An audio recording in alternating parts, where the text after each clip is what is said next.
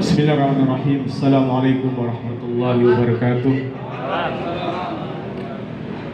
rekan-rekan penggemar Kopi Revolusi, dan puji syukur kita kehadirat Allah Subhanahu wa Ta'ala karena kita pada malam hari ini dapat berkumpul di kedai Tunas Gelora, Kecamatan Hutan, di dalam rangka silaturahim temu kangen saja untuk teman-teman muda yang ada di Kecamatan Hutan. Kebetulan di depan kita pada malam hari ini ada Bang Fahri Hamzah, kemudian ada Abang BJS, kemudian Pak dosen kita,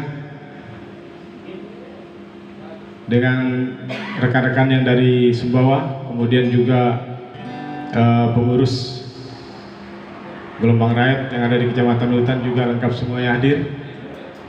Jadi pesta kita malam hari ini adalah bertema kopi revolusi, penggemar kopi revolusi kawan FH. Nah, asbabun nuzulnya daripada acara ini perlu diceritakan dikit ini. Asbabun nuzulnya, asbabul wurudnya. Jadi sejarahnya kenapa kok malam hari ini bisa kita gelar acara seperti ini. Ini bermula dari di Jakarta itu ada namanya Taman Sriwedari. Jadi taman itu di sana ada Kafe Tua Kawa, Kopi Revolusi juga yang dikelola oleh rekan-rekan kawan-kawan Eva yang ada di sana di Cibubur. Jadi saya pertama kali ke sana itu pada malam hari itu ternyata Mas Dea ini sedang mengadakan show gitu ya, dengan gitar baru. Ini gitar baru, Pak, ya. Ini judul gitar ini apa ya? Korf. Jadi ini 7 jutaan ini. Saya langsung lihat notanya dibeli langsung dengan boxnya. Ini box tiri nih, Pak. Seharusnya ada box aslinya, tapi katanya kalau naik pesawat kan bagasinya, jadi pakai box ini aja. Jadi ini chord sama ini sebenarnya saudara tiri ya, yang seharusnya boxnya ada di sana, makanya suaranya agak beda. Tapi ini yang jelas, ini harga 7 juta. Hati-hati Mas kalau nanti kembali ke Jakarta. Ini kata Bang Eva pada waktu itu, dia katanya kalau kamu ke Jogja dulu, terus gimana gitarnya itu jangan sampai pecah tuh. Tarik kereta api sama ini kan gak cocok kalau ini. Nah, ternyata dia punya bagasi sendiri. Jadi itu ceritanya. Jadi malam hari itu Mas Dea tampil di Taman Sriwedari Cibubur itu. Di situ penontonnya ternyata para dokter-dokter semua sana itu, ya. Ada yang dari Batak, ada yang dari Padang, dari Aceh. Jadi Mas Dea melahap semua lagu-lagu itu dari Sabang sampai Merauke. Ternyata Mas Dea ini keliling Indonesia itu, ternyata itu dia dapat. Nah, jadi di Taman Sriwedari itu pada malam hari itu penampilan pertama Mas Dea. Ternyata malam hari itu juga Mas Dea langsung kena booking untuk tampil di Bogor, di namanya di Hotel Swiss Berlin namanya.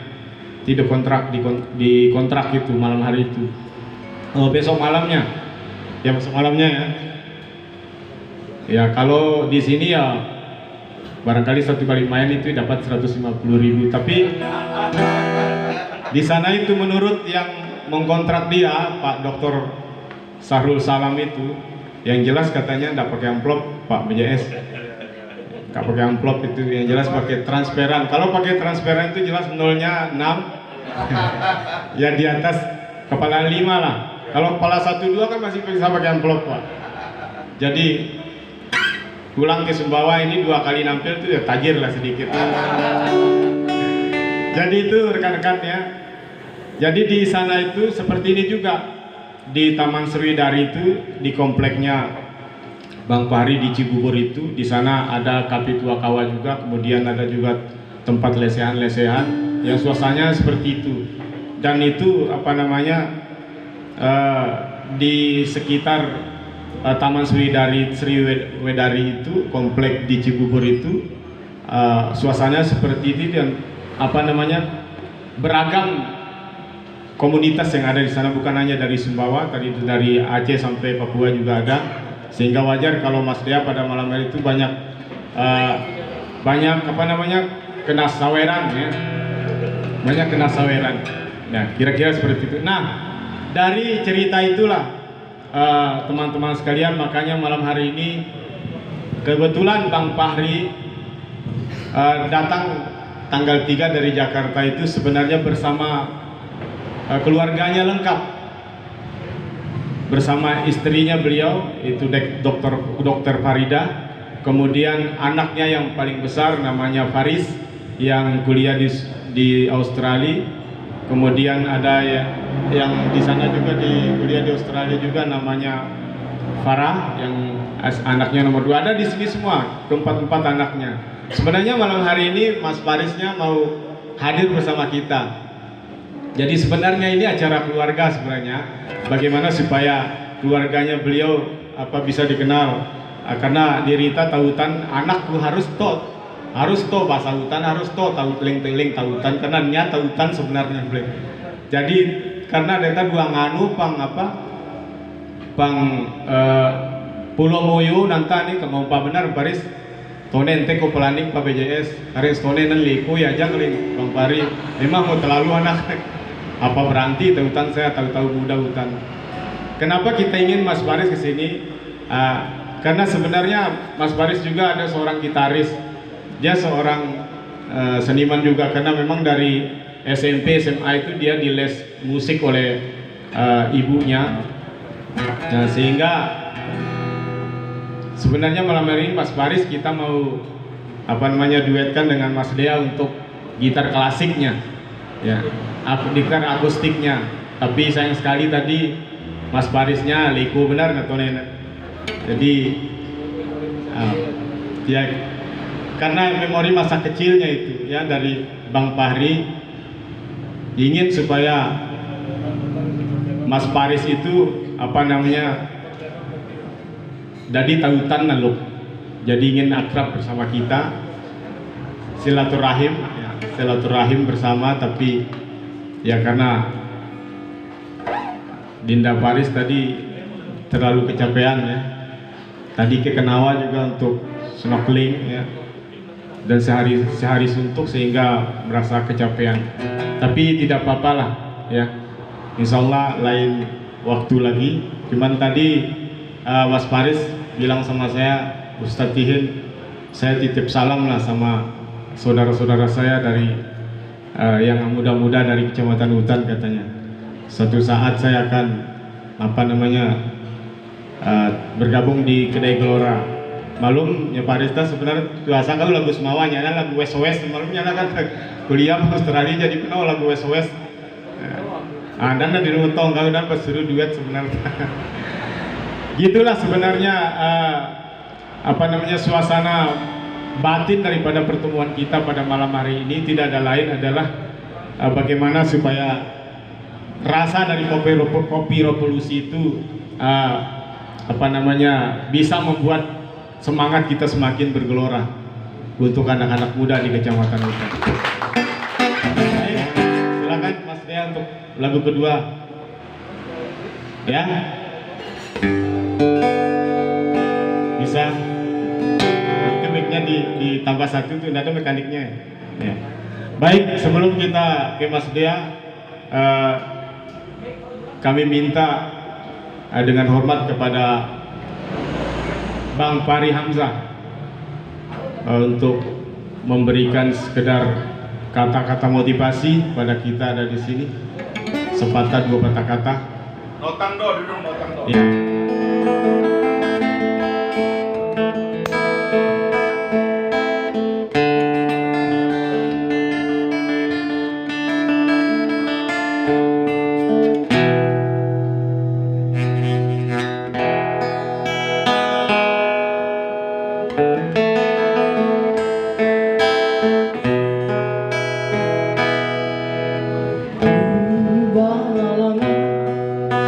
Susah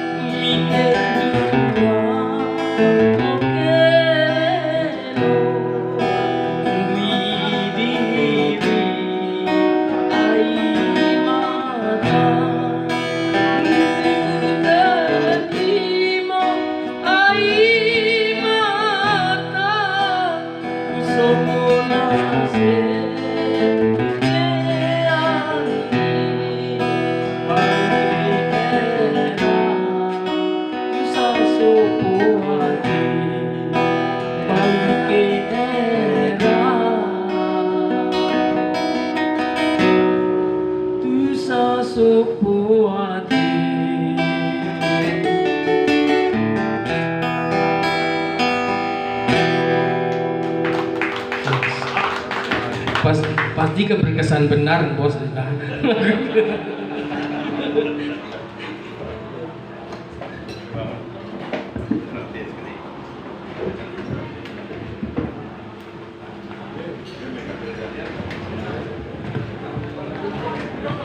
Warahmatullahi wabarakatuh. Nah, Jakab. Jadi menyambung cerita Ustadz Ihin tadi. Karena memang kan kemarin kan saya hampir 2 kali atau bahkan 3 kali sebulan pulang. Karena kemarin ibu saya memang di sini sakitnya. Tapi sekarang ya alhamdulillah saya bisa bawa ke Jakarta, dan memang sepertinya perlu ada fokus ya untuk pengobatan. Jadi dan saya jarang mulai itu. Jadi ya, tapi insya Allah saya akan terus sering pulang karena ada beberapa pekerjaan saya di sini juga. Kita lagi mendorong supaya hutan ini mendapat prioritas untuk beberapa kegiatan ekonomi, baik sektor swasta maupun sektor pemerintah. Jadi ya spontan, betul spontan ini. Ya Bapak Ibu sekalian, terima kasih atas kehadirannya. Tadinya memang saya mau perkenalkan anak, cuman kengompa benar, jadi tunung kita. Yang kedua, jadi tadi cerita taman itu stadion betul juga. Ya. Makanya saya terobsesi juga dengan taman ini sebenarnya. Cuman sayang saya belum tahu apa solusi dari pemerintah, karena waktu sepak bola, lapangan bola dipindah ke belakang dulu oleh almarhum Pak Haji Husni. Saya kebetulan ikut mengusulkan. Maksud saya supaya taman ini menjadi pusat kreasi anak-anak muda hutan. Ya. Sayang dengan garis petang yang zaman kesunting sebuah anak masih muda kita. Nanya, ya. Tapi insya Allah nanti kita coba perhatikan. Jadi di taman, waktu taman Cibubur itu sudah berdiri, ada beberapa kafe, ada minimarket. Kebetulan saya menciptakan beberapa tempat kesibukan teman-teman lah. Yang belum ada itu penyanyinya. Jadi saya bilang gitu di komplek nih, ya nenek nyanyi, kita dari tengah berani dunung kan. Pas ada dia paling Jogja bawa pasukan anak-anak asrama Semawa Bang Jogja kan. Ya bawa ke Jakarta ada Teglawin apa dana. Teglawin itu tegas main bekeranti ban. Cukup dengar gitu Teglawin bekeranti. Ampalin tegas dari mata. Nah, boleh dengan Jogja, dia mau ikut pulang, saya bilang ente jangan pulang dulu. Kita main di taman. Mulailah, saya bilang sama dia, kita pergi ke toko musik, beli gitar yang paling bagus, beli sound system yang paling bagus. Jadi memang membantu kita itu kalau dengar nih, dia madenoka mampu anong tangkap gitar taki suara kau. Jadi bega ada jeda. Tapi yang di taman di Cibubur itu luar biasa, memang list lah suaranya. Ya kebetulan memang kita beli khusus itu, sehingga memang tahu tertarik betul waktu mendengar itu. Tahu Batak jadi senang, ada tahu Aceh jadi senang karena pas ya saudara. Ya.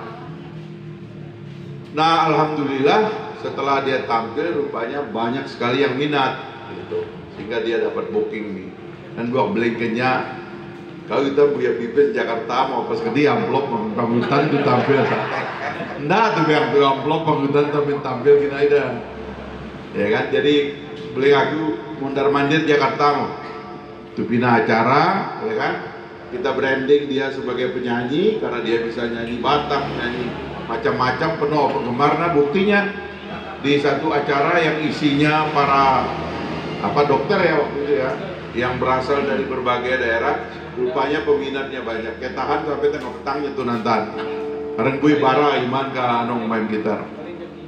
Ya, nah jadi itu satu yang saya ingin katakan adalah benar tuh jago pangutan dah. Ya. Anak-anak kita terutama di beru-beru penuh benar dijago. Mereka harus mendapatkan ruang apresiasi.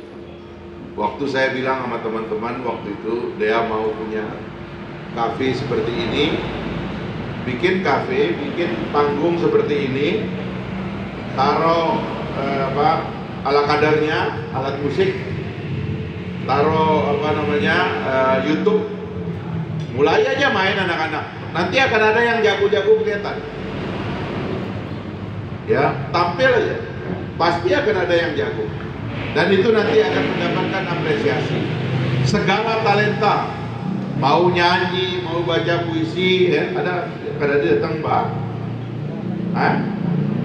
kak undang bah jengik suruh ngumang di dunung nih, kantang ngumang dunung kan, tata, ya kan, kutokal nih bualangan, buah lawang, lantar aku juga gampek nanti kan, karena ngumang bah nanti kan, tampil, panggung.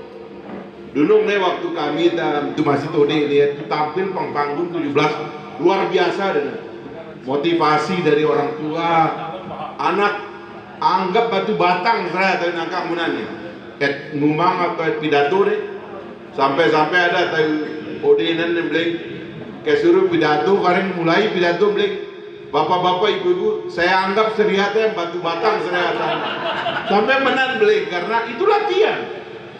Jadi memberikan kesempatan, kasih panggung ke anak-anak itu untuk tampil, untuk mengekspresikan kemampuannya, mau menyanyi, mau mengaji, mau berpuisi, mau berpidato, kasih mereka tempat. Dan kita berkewajiban untuk memfasilitasi mereka supaya tampil, dan insya Allah nanti akan nampak mutiara-mutiara terpendam yang ada dari kampung kita ini. Sebagaimana juga banyak orang-orang yang berasal dari kampung kita akhirnya juga bisa tampil di luar di luar negeri, bahkan di ibu kota atau bahkan di luar negeri. Jadi hal-hal inilah yang saya kira ingin saya tegaskan di malam ini. Saya ingin mengapresiasi pencarian ya atau adventure-nya dari Mas Dea ini ya, dengan segala macam suka dukanya, hitam putihnya, ya itu luar biasa. Asalkan kita serius dan tekun, punya mimpi yang positif, insya Allah kita akan sampai. Pelan-pelan kita akan sampai ke sana.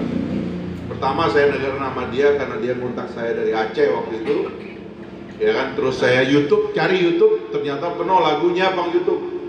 Tapi dia di YouTube menyanyi, tidak ada yang mengorganisir. Nah, menurut saya dia harus mulai mengorganisir dirinya supaya dia bisa menjadi bintang yang serius begitu. Dan tentu untuk menjadi bintang yang serius itu perlu dukungan. Jadi kalau kita tampil di sini, suara kita bagus, main kita bagus, tapi tidak diapresiasi, kadang-kadang susah itu. Makanya juga saya bilang, saya kaget juga ternyata beliau bisa nyanyi Batak, nyanyi Aceh, nyanyi Palembang, nyanyi Padang, apalagi sekedar lagu Indonesia. Cuman dia itu dikenal sebagai penyanyi lagu Sumbawa, nggak apa-apa. Tapi ini perlu diingat, pasar lagu Sumbawa itu sedikit. Kita insya Allah akan mencoba ya, mempopulerkan lagu-lagu Sumbawa, dan saya menemukan ya, tahu Sumbawa atau menyanyi itu ya, itu tentang kerinduan. Malum tahu merantau lagi nah. Kadang satu mulai ke desa, bayar dia totang, ya kan? Orang kangen ya kayak notang do itu luar biasa. Dan saya pernah minta dia menuliskan beberapa lagu ya, yang terkenal itu karena merintihnya itu. Orang yang rindu, ya orang yang terpenjara oleh jarak, orang yang ingin sekali bertemu dan sebagainya, itu dinyanyikan oleh beliau satu-satu. Waktu di mobil ini, dia di mobil menyanyikan ada sekitar 5-6 lagu, luar biasa lagu-lagu Sumbawa itu. Dan menurut saya wajar untuk dipopulerkan menjadi lagu nasional. Ya, kebetulan beberapa minggu lalu saya ketemu Yuni Sara, jadi saya ada acara di rumahnya Pak Yapto gitu. Kemudian tiba-tiba saya dikenalkan karena Yuni Sara nyanyi di situ. Terus saya dikenalkan, saya bilang saya orang Sumbawa. Saya bilang, oh Bapak orang Sumbawa ya? Saya bilang, kapan-kapan ya kita collab lagu Sumbawa lagi. Saya bilang, nah saya udah kepikiran nih, ya nanti saya suruh nyanyi sama Yuni Sara di Jakarta, ya kan, lagu Sumbawa. Ya kita kenalkan gitu, gampang dengan soal bicara dan gampang. Dia baik guru sakum, baik guru semua ya. Jadi itulah hal-hal yang bisa kita kembangkan ke depan. Ya saya punya banyak teman musisi, ada Mbak Neno, ada Ahmad Dhani dan sebagainya, itu bisa kita jadi bagian dari cara mengembangkan anak-anak Sumbawa ini supaya menjadi jagoan-jagoan kelas nasional paling tidak. Terima kasih Ustadz Ihin atas teman-teman yang bikin kita ngumpul-ngumpul. Kebetulan lagi saya ada di sini, dan anak-anak muda yang lain ini panggungnya sudah ada. Nanti Mas Dea, sementara Anda pergi, teman-teman nyanyi di sini. Nanti ada bibit bagus kita ambil lagi. Begitulah seterusnya. Ya, terima kasih. Assalamualaikum warahmatullahi wabarakatuh.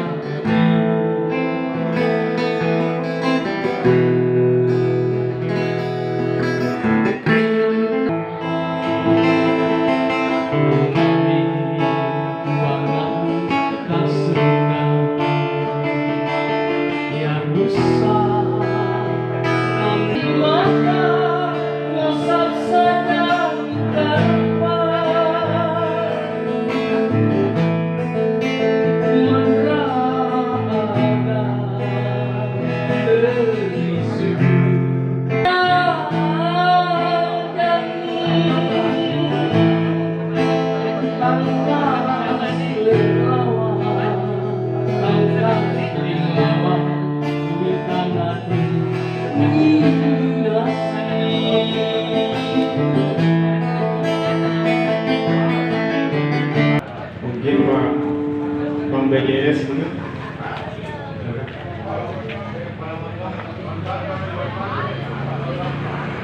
Paman dasar Haji Jo Sultan lagu Sunda jalan gawe